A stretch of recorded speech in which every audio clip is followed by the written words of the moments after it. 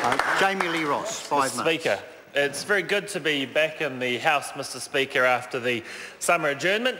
It's good to be back with my caucus colleagues who are right behind our leader, the Prime Minister of New Zealand, a Prime Minister that is achieving good things for New Zealanders and is seeing a country that is much better off than it was 6 years ago after 9 years of a dreadful period of government led by the Labour Party. Mr. Speaker, if anyone was listening to the debate this afternoon on the Prime Minister's statement, you could be led to believe that Labour was sitting there just before an election, ready to take over, rejuvenated and united behind their leader. Now, those of us who've been watching politics for more than just the last hour realise that isn't the case at all. We did have Annette King talking about a tired government needing to rejuvenate, a bit arrogant in her view. Now, the thing about Annette King is she's seen that many times before, not just at the end of the 2008 period of the Labour government. She also saw that back in the 1980s when the Labour Party, for her first time round, was in exactly the same point. Annette King likes to talk about a tired government because she's been part of so many tired governments. So, Mr. Speaker, I think she's talking about her own team when she talks about a tired set of members of Parliament. And, Mr. Speaker, then we had Mr. Lees-Galloway. Mr. Lees-Galloway was telling us that Labour's been having another barbecue season. He was quite open about it, very open about it.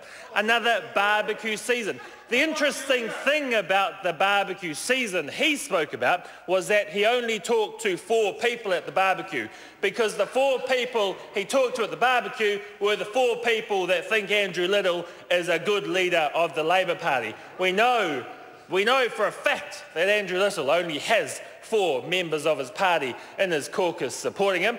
Tony Abbott's actually more popular than that at the moment in his party. Andrew Little is struggling for support. And, Mr. Speaker, Mr. Lees-Galloway was also sporting a beard. Now, the last person that went away over summer and came back with a beard was David Cunliffe. I know that Mr. Lees-Galloway was a sycophant of David Cunliffe, so maybe there's another leadership coup coming around the corner. And then, Mr. Speaker, we heard from David Shearer, the man who came from the UN with strong human rights credentials, standing up in the House and arguing that John Key's desire to see New Zealand potentially help those who are facing human rights grievances around the world. Mr. Speaker, David Shearer has now abandoned his human rights credentials, no longer believes New Zealand has a part to play. And, Mr. Speaker, I actually used to have a lot of respect for David Shearer, and I'm starting to question whether that respect was properly founded.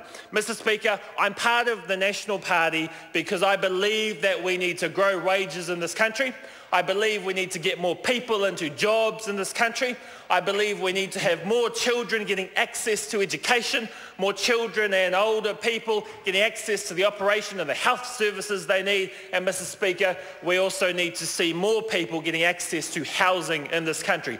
Those are the things that this government is delivering for New Zealanders. I found it very interesting that the Labour leader liked to talk in his State of the Nation speech just after the summer period about jobs and wages, something they've apparently woken up to.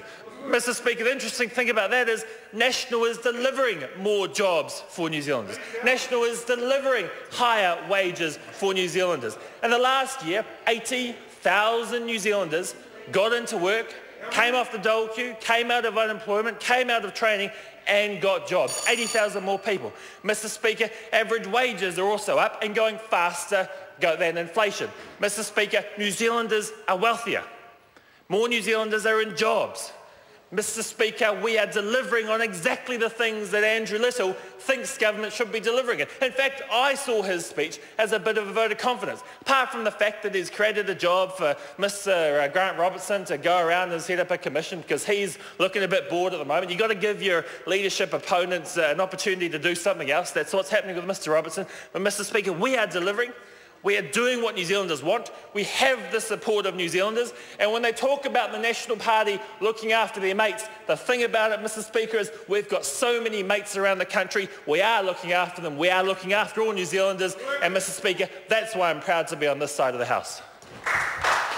Mr. Speaker. The next call's a split call. Joe Hayes, 5 minutes.